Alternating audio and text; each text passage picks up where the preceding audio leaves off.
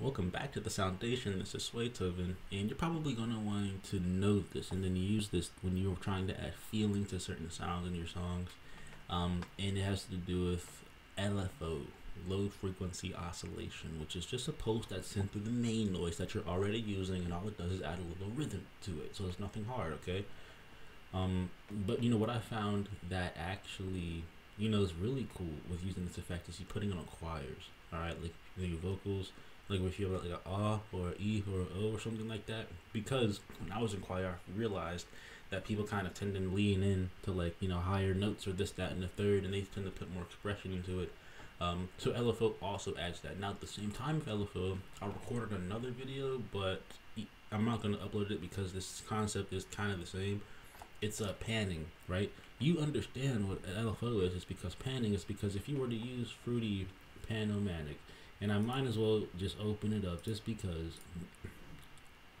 See where we're at right here. This is right there is the LFO. All right, if you wanted to go left to right, you know what I'm saying? That's the LFO. In fact, if you didn't even know that, if you were just to pan it this way, okay, you basically force the LFO just to like stay at one side, right? But let's not look at it that. Let's not do it that way. But yeah, panning adds an LFO to it, so you probably used it, but you can apply it to many different things. And what we're applying it to is this one sound that sounds like this, and we're just going to play it right off the bat, just because.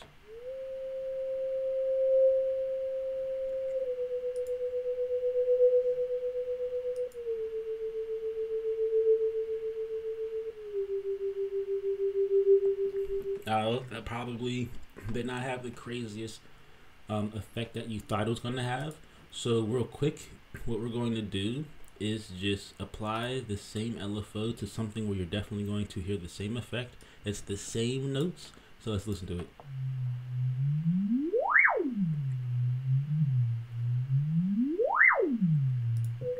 So trust me, what that did was change the pitch of the whole, sound.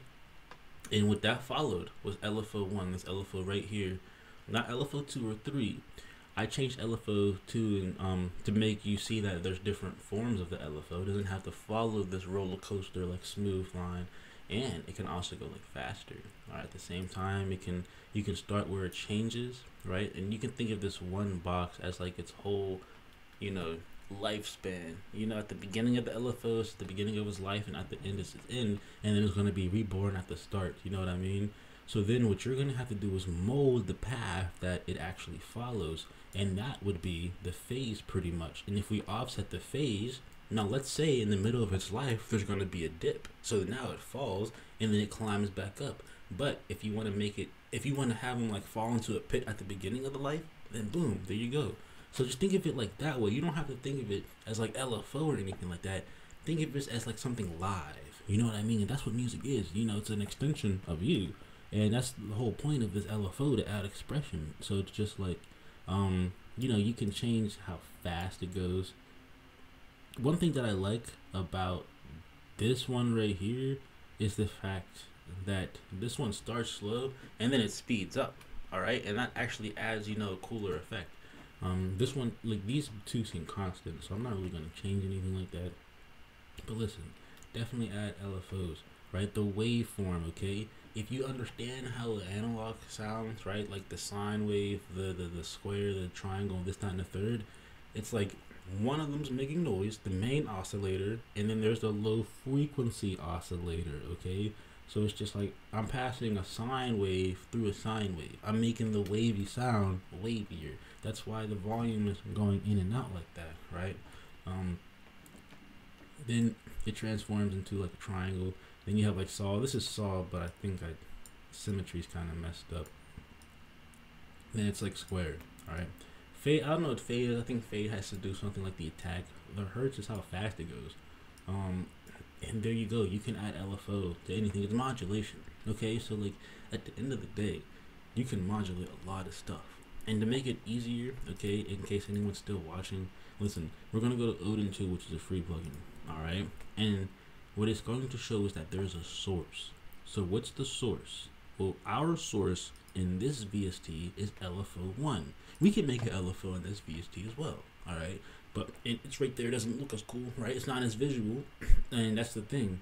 The difference between free plugins and paid plugins.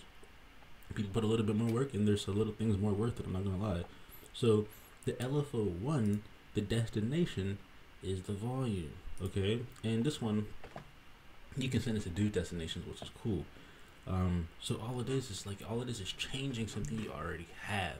You know, so if I have like the number 1 just standing around, okay, and then you know I have it be affected by negative like minus 0.5 or just minus.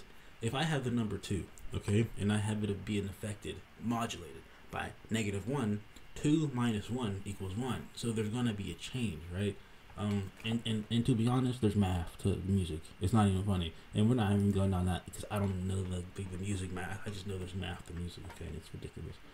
But also, with the same thing of modulating this, of like the sound itself, you can modulate basically words being heard. That goes back to pen from left to right.